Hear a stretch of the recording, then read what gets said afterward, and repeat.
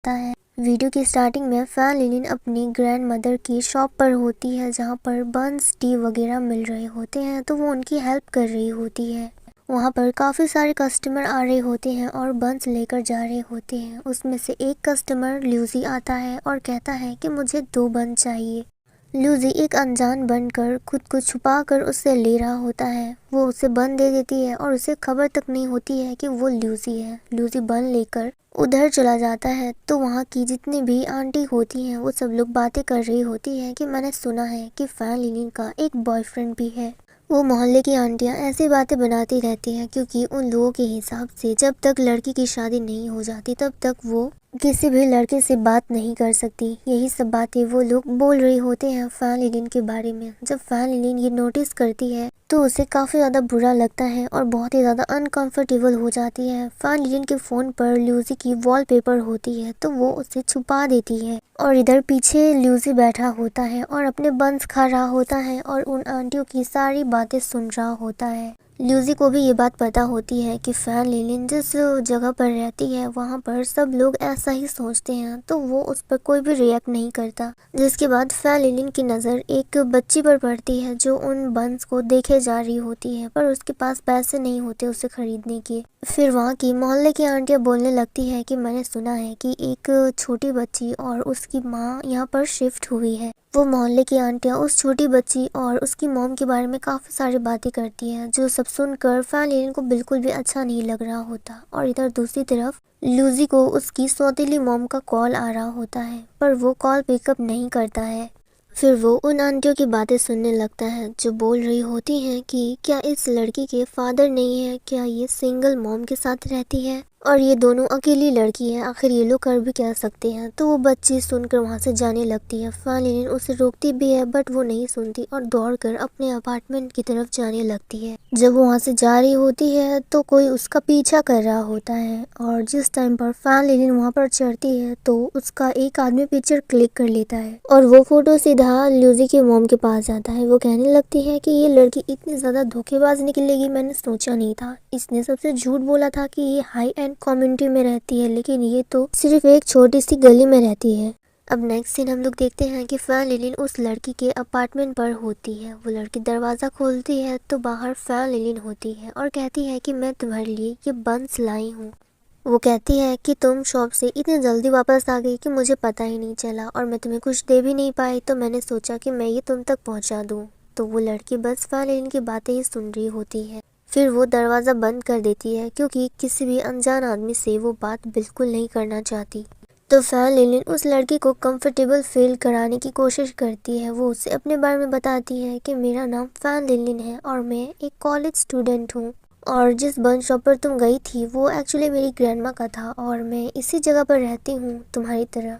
Fan linen की बातें सुनने के बाद वो लड़की दरवाज़ा खोल देती है। तो फैन लिलिन कहती है कि तुम्हें डरने की बिल्कुल भी ज़रूरत नहीं है, सब कुछ ठीक है। वो लड़की फैन लिलिन की तरफ देखती है तो फैन लिलिन एक बन उठाकर खाने लगती है और कहती है कि ये तो बहुत ज़्यादा टेस्टी है, क्या तुम इसे ट्राई करना चाहोगी। तो वो लड़की देखकर स्माइल करती है और वो फैन लिलिन से वो बन ले लेती है, जो देखकर फैन लिलिन भी काफ़ी ज़्यादा खुश होती है। वो लड़की फैन लिलिन को थैंक्स करती है। अब जब फैन लिलिन वापस आ रही होती है तो उसकी टक्कर एक औरत से हो जाती है। वो उसी लड़की की मॉम होती है। वो काफ़ी ज़्यादा डरी हुई नज़र आ रही होती है। वो उसे सॉरी करती है और फिर वहाँ से जाने लगती है। उसे इस तरह से बिहेव करता देख फैन लिलिन उसे देखती ही रह जाती है और उसे लग रहा होता है कि ये ऊपर वाले अपार्टमेंट पे जा रही है, शायद ये उस लड़की की माँ हो सकती है। अब जब वो वहाँ से जाने लगती है तो उसकी टक्कर ल्यूजी से हो जाती है। उसे देखकर वो शॉक्ड होती है और ल्यूजी से पूछती है कि तुम यहाँ पर क्या कर रहे हो, क्या तुम यहाँ पर किसी से मिलने आए हो। तो ल्यूजी कहता है कि ऐसा लग रहा है कि तुम्हारे चेहरे के सारे दाग धब्बे मिट गए हैं,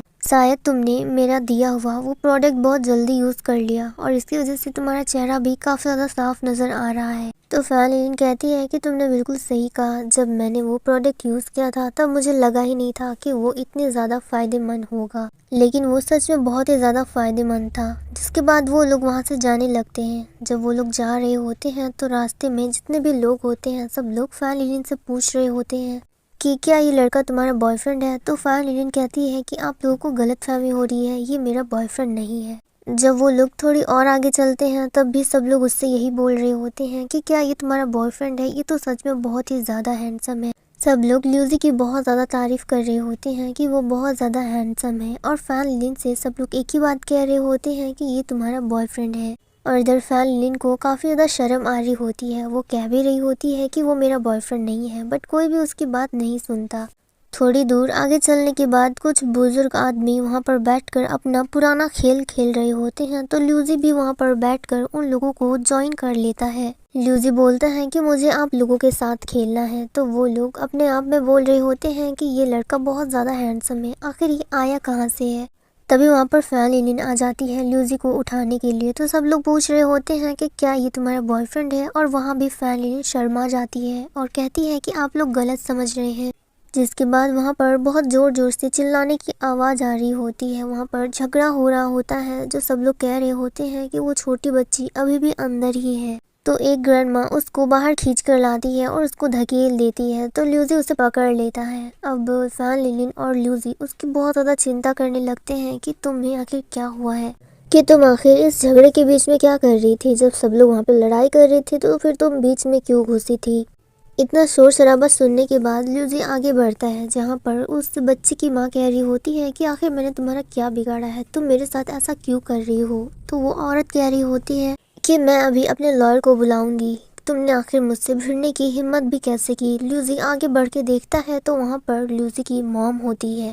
ल्यूजी सोच रहा होता है कि आखिर मॉम ऐसा क्यों कर रही है। वहाँ पर फैन लिलिन भी होती है, वो भी सोचती है कि ये तो ल्यूजी की मॉम है, आखिर वो ऐसा बिहेव क्यों कर रही हैं, ऐसे गरीब लोगों को परेशान क्यों कर रही हैं। और वो छोटी बच्ची बस रोई जा रही होती है कि प्लीज़ मेरी मॉम को परेशान मत करो, उन्हें बुली मत करो, अंदर से बहुत ज़्यादा टूटी हुई है। तभी हम लोग इधर ल्यूजी को देखते हैं जो उन सभी चीज़ों का वीडियो बना रहा होता है। वीडियो बनाते बनाते वो अपनी मॉम के पास जाने लगता है और कहता है कि अब तो आपका लॉयर भी कुछ नहीं कर सकता, क्योंकि मेरे पास प्रूफ है कि ये सब कुछ लड़ाई आप ही करा रही हो। आपने एक मासूम बच्ची और उसकी मॉम को बहुत ज़्यादा परेशान किया है और पूरी सोसाइटी के सामने उसको जलील करने की कोशिश की है। अगर आपने कुछ बोला, जेल वो लोग नहीं बल्कि आप जाओगे। तो वो कहती है कि मैं तुम्हारी मॉम हूँ, तुम आखिर मेरे साथ ऐसा क्यों कर रहे हो, तुम मेरा वीडियो क्यों बना रहे हो। तो सोसाइटी के सारे लोग कह रहे होते हैं कि क्या ये औरत ल्यूजी की मॉम है, ये तो बहुत ही ज़्यादा झगड़ेलू है। आखिर इन अमीर लोगों की प्रॉब्लम क्या है, सिर्फ ये लोग हम गरीब लोगों को परेशान कर सकते हैं और कुछ नहीं। जिसके बाद ल्यूजी की मॉम उस औरत को कहती है कि मैं तुम्हें बर्बाद कर दूंगी, तुम्हें मुझसे कोई नहीं बचा सकता, तुमने सबके सामने मुझे बहुत ही ज़्यादा बेइज्जत किया है। और फैन लिलिन को तो यकीन ही नहीं हो रहा होता है कि ल्यूजी की मॉम ऐसा भी बिहेव कर सकती है कि इतने मासूम लोगों को परेशान कर रही है। अब ल्यूजी वीडियो बना रहा होता है उनकी, जिसके बाद उसकी भी बर्दाश्त के बाहर हो जाती है। तो वो उठता है और उस औरत को कहता है कि तुम्हें चिंता करने की ज़रूरत नहीं है, भले ही ये मेरी मॉम है लेकिन मैं तुम्हारी साइड हूँ और मैं तुम्हारा साथ दूंगा। ये औरत अभी सबके सामने आपको सॉरी बोलेगी। ल्यूजी अपनी सौतेली मॉम को इसलिए सपोर्ट नहीं करता क्योंकि ल्यूजी के जो डैड थे उसने उसको फंसा कर उससे शादी की थी, और जो ल्यूजी की रियल मॉम थी उन दोनों का उसने डिवोर्स करा दिया था। फिर डिवोर्स के कुछ महीनों के बाद ही ल्यूजी की रियल मॉम की डेथ हो गई थी, जिस बात का उसे बहुत ज़्यादा बुरा लगा था। तभी वहाँ पर हम लोग फैन लिलिन की ग्रैंडमा को देखते हैं, जो सब कुछ देख रही होती है और कहती है कि ये सब कुछ बहुत जल्दी हो गया था, ये सब कुछ नहीं होना चाहिए था। नेक्स्ट सीन हम लोग फैन लिलिन का देखते हैं। वो उस लड़की के अपार्टमेंट पर जाती है, उसके लिए मीट बन लेकर पहुंचती है और उसकी मॉम के बारे में पूछती है कि वो घर पे है या नहीं। वो उस लड़की के लिए मीट बन और उसकी मॉम के लिए स्किन केयर प्रोडक्ट लाया करती थी, बट जब भी वो वहाँ पर आती थी उसकी मॉम घर पर नहीं होती थी। जितनी बार भी फैन लिलिन उससे पूछती वो कहती थी कि उनकी मॉम घर पर नहीं है, वो अभी भी ड्यूटी पर है और वो लेट से आएंगी। और ऐसा करते करते एक दिन फाइनली ऐसा आता है जब दरवाज़ा उसकी मॉम खोलती है, जो देखकर फैन लिलिन काफ़ी ज़्यादा खुश होती है और कहती है कि इतने दिनों के बाद फाइनली आज मेरी मुलाकात आपसे हो गई है, मैं बहुत दिनों से आपसे मिलना चाह रही थी। वो उनको अंदर बुलाती है और कहती है कि मेरी बेटी आपके बारे में रोज़ बात करती हैं, आप उसके लिए हमेशा ब्रेकफास्ट लेकर आती हैं और मुझसे मिलना भी चाह रही थी, पर मैं काम की वजह से कभी घर पर रह ही नहीं पाती थी। आज मुझे काम पे छुट्टी मिली है इसलिए मैं घर पे हूँ और मैं बहुत ज़्यादा खुश हूँ कि मैं आपसे मिल पाई। जिसके बाद वो आंटी फैन लिलिन को वो स्किन केयर वापस लौटा देती है और कहती है कि मैं इतना एक्सपेंसिव गिफ्ट तुमसे नहीं ले सकती, तुमने ऑलरेडी मेरे लिए और मेरी बेटी के लिए बहुत कुछ किया है, तो मैं ये एक्सेप्ट नहीं कर सकती। तो फैन लिलिन कहती है कि ये इतना भी ज़्यादा एक्सपेंसिव नहीं है और ये मैं अपनी खुशी से आपको दे रही हूँ, क्योंकि आपके चेहरे में जो पिंपल्स और दाग हैं वो पहले मेरे चेहरे में भी हुआ करते थे और मुझे बिल्कुल पसंद नहीं कि आप इस तरह से रहो, इसलिए मैं चाहती हूँ कि आप इसे यूज़ करो और आपका स्किन भी मेरी तरह अच्छा दिखे। जिसके बाद वो उस मोमेंट के बारे में बात करने लगती है जब उसकी लड़ाई लूजी की मॉम से हुई थी और उस टाइम पर पूरी सोसाइटी वाले उसकी हेल्प कर रहे थे, जबकि कोई उसे जानते भी नहीं, सब लोग उसे सपोर्ट कर रहे थे। और यहाँ तक कि वो एक सिंगल मॉम है, उससे इन सब चीज़ों की ज़रूरत भी नहीं है, बट फिर भी फैन लिलिन उसकी इतनी ज़्यादा हेल्प करती है। तो यही सब बातें वो फैन लिलिन को बोल रही होती है कि तुम्हारी सोसाइटी वाले बहुत ही ज़्यादा सपोर्टिव हैं और मैंने कभी सोचा भी नहीं था कि मुझे इतने अच्छे पड़ोसी मिलेंगे। और मेरे चेहरे के बारे में मैं उतना सोचती भी नहीं, क्योंकि पूरा दिन मैं इधर उधर काम करके बिता देती हूँ, तो इसके बारे में मुझे सोचने का ज़्यादा टाइम भी नहीं मिलता।